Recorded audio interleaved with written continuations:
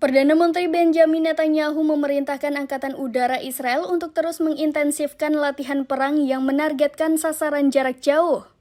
Perintah ini dilontarkan Netanyahu pasca status Tel Aviv masuk dalam keadaan siaga tinggi imbas ketegangan antara Israel dengan Iran meningkat sebagaimana dikutip dari Middle East Monitor.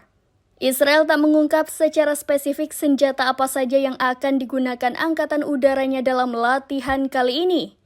Namun langkah ini kemungkinan besar dilakukan untuk mempersiapkan serangan balasan yang kabarnya akan dilakukan Iran dalam waktu dekat.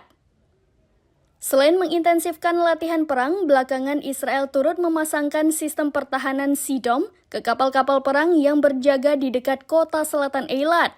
Tak tanggung-tanggung untuk memasang sistem pertahanan Sea Dome ini, Israel rela menggelontorkan dana hingga $50.000 Amerika Serikat atau sekitar 794,7 juta rupiah untuk setiap peluncuran satu unit rudal pertahanan Sea Dome.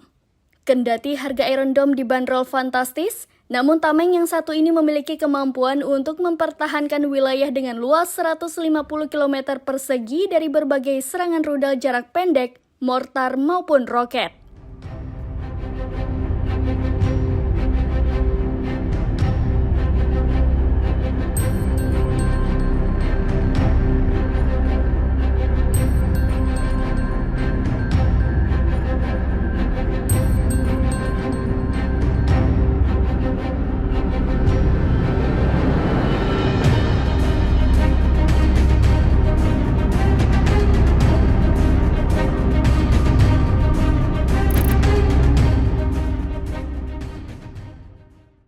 Download Tribun X sekarang, menghadirkan lokal menjadi Indonesia.